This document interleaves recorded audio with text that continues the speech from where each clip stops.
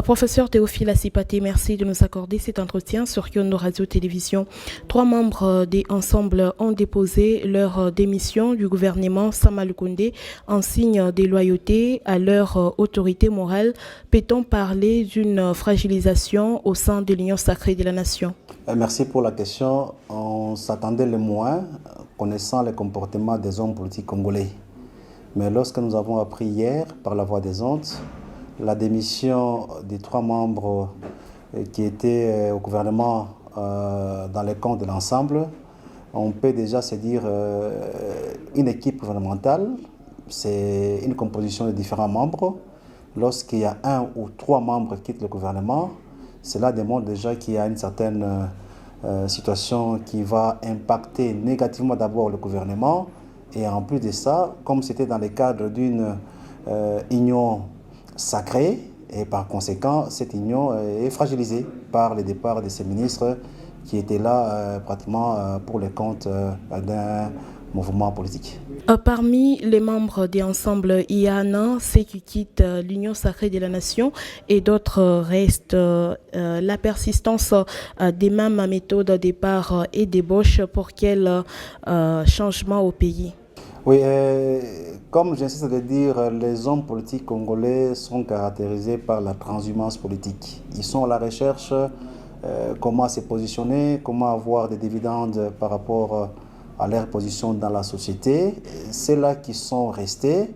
Cela reflète l'image des hommes politiques congolais. Normalement, lorsqu'on a été choisi par une famille politique pour aller la représenter au niveau du gouvernement, et lorsque cette famille politique ne fait plus partie de cette alliance, le comportement normal est celui de voir que ceux-là qui étaient envoyés pour représenter la famille politique puissent se retirer.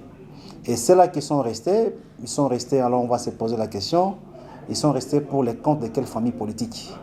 Normalement, dans la logique des choses, le chef de l'État en tant que garant de la nation, en tant que celui-là qui doit faire respecter les lois du pays, normalement, ceux-là qui sont restés doivent être chassés par le président de la République au nom du respect des principes qui régissent l'organisation et le fonctionnement des institutions dans ce pays. Et pour finir avec vous, de plus en plus de départs s'enregistrent au sein de l'Union sacrée de la Nation.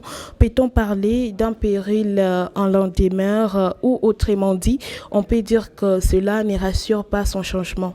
Oui, et je crois que les hommes politiques congolais ont pratiquement cette capacité de voir demain.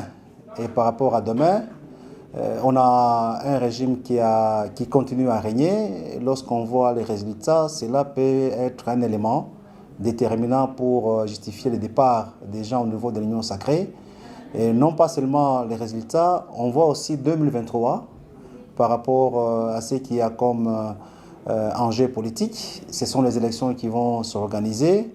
Et lorsqu'on voit les potentiels candidats qui vont se présenter, à un certain moment, on peut se dire que voilà, avec tel, il n'y a plus de chances qu'ils puissent prendre la magistrature suprême. Et par conséquent, les gens commencent déjà à anticiper 2023 en affichant un comportement tel qu'ils commencent à quitter les bateaux avant que les bateaux arrivent à destination. Ça, c'est la deuxième explication. Et la troisième explication, on peut voir ce qu'ils attendaient par rapport à l'Union sacrée. On constate que les postes qu'on attendait n'arrivaient pas. À ce moment-là, on peut déjà se définir pour arriver à quitter l'Union sacrée en ayant déjà ce qu'on a dégagé comme calcul. Donc, c'est tout à fait normal dans la vie politique. Il y a des alliances qui peuvent se tisser et puis se défaire. Et cela est justifié beaucoup plus par les intérêts que les hommes politiques peuvent présenter en étant ensemble. Professeur Théophile Asipaté, merci d'avoir répondu à toutes nos questions sur Kyondo Radio Télévision.